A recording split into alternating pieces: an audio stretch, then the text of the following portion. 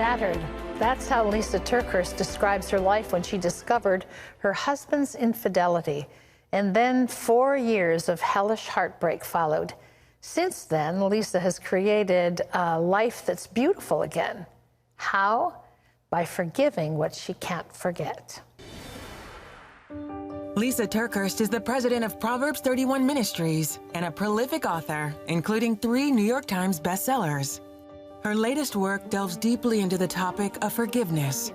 I understand deeply and personally how hard it is when someone does something unchangeable that can also feel so very unforgivable. Lysa's newest book is Forgiving What You Can't Forget. She takes a careful look at what forgiveness is and isn't, and says it's the best gift we can give ourselves. Please welcome back to the 700 Club, Lysa TerKeurst. Lysa, it's wonderful to have you with us today. Thank you so much. It's such an honor to be with you as well. Lysa, how did you discover your husband was having an affair, and what was that time like for you? Well, I've been asking questions and just not getting the answers that were lining up. It's so hard when you see something and you have discernment, but our discernment doesn't give details. So one day I found something, it was just undeniable. And so I confronted him, and I was shattered in not just in my heart because of our relationship, but I was so devastated because of our family as well. Mm-hmm. And honestly, Terry, I didn't think in that moment that forgiveness would even be possible because he was not immediately repentant. Yeah, the affair went on for some time. How did you stand that? Well, I mean, I think I just kicked into survival mode, and I did do some things with boundaries that really helped as well. You know, I created some emotional distance and physical distance with my husband. We wound up being separated for over 2.5 years. Wow. And I did that with the help of some counselors and some pastors, but it was really important for me not to stay in the trauma and getting traumatized over and over and over. But I also wanted to leave room for God to move. Yeah. Well, you eventually brought the brokenness of your marriage into the light. Did that help you begin to heal? Not at first, I'll be honest. I didn't want to invite public opinion into our very private pain. So at first it was really devastating to announce to the world what was happening. The thing was, the rumor mill was going to tell the story, or I could get ahead of it and tell it. And so I decided to go ahead and get ahead of it and tell the story. And my husband knew that it was going public. And he would say today that was his very worst day and his very best day. It was his worst day because it was horrifying for the entire world to know and to weigh into our private pain. But it was the best day because it was the day that my husband finally, for the first time in years, sought to get the help that he needed. And he checked himself into a treatment center, and that began his healing journey. And so I was working on me and he was working on him. And eventually God did bring us back together. Yeah. So you were reconciled. What was the key to making that happen? I think probably the biggest key was when my husband really sat before me and humbly acknowledged what he did.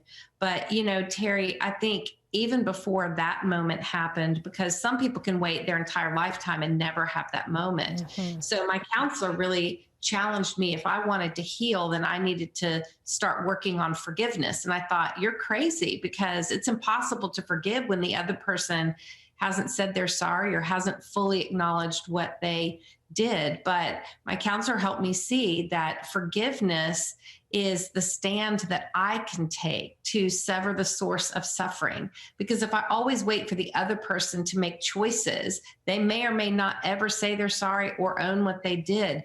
And I've got to detach my ability to heal from choices that are not within my control. And so I remember a day I stood before my counselor. Art and I were still not together. And I said, I deserve to stop suffering because of what this other person did to me. And so I'm going to sever the suffering with the power of forgiveness. And I did it from my heart. Yeah. Yeah, that's such a different perspective. You know, many people struggle with forgiveness because they feel like it's giving a free pass to the person who hurt them.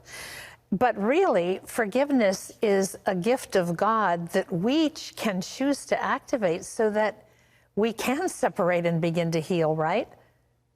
Absolutely. And I think that's the biggest lie that the enemy sells us when it comes to forgiveness, that it's this unfair gift we have to give to another person, that we have to conjure it up inside of ourselves. But really, when I studied the Bible for over 1,000 hours, really trying to understand forgiveness, what I discovered is that forgiveness is really, it comes from God. And as God's forgiveness flows to us, we simply must cooperate with it and let it flow through us. And the power of God's forgiveness flowing to us and through us is what sweeps our heart clean of bitterness and resentment. But I also leave room in my book, Forgiving What You Can't Forget, for people to understand forgiveness is both a decision to cooperate with God's forgiveness and let it pass through us to another person, but it's also a process of emotional healing. And that process can take years. So I was very, very careful in the book to understand and be patient with people's pain, because I needed that for my pain and my emotional healing. Of course, not everyone who goes through the experience that you have comes to a place of reconciliation. But one thing that does affect everybody, no matter what the outcome is the memories. And the title of your latest book, Forgiving What You Can't Forget, I'm sure for you even today, there are things that trigger those thoughts in you, or just memories that come back. How do you deal with that? Well, I talk quite extensively. Actually, the whole book opens up with the traumatizing effects of memories. When I look at a picture from 5 years ago, and is it a beautiful day with my family where we're all smiling, or is it during that season when my husband was keeping secrets? It's both. And so I give people permission. You get to decide what to do with your memories. If it was beautiful to you, then you keep it. And if it is traumatizing to you, then release it. But it's your choice. And with triggers, Terry, you know, we've got to understand there's a process of healing. And so I really go into a lot of depth in the book to help people walk through that process. I just want to highly recommend it. You know, there are so many people who have struggled through or are struggling through what you did, Lysa. And you've just covered it all for us in this book, Forgiving What You Can't Forget, something many, many people would find very, very helpful. Thank you so much for being with us today, and thank you for your candor. Thank you so much, Terry. God bless you. You too.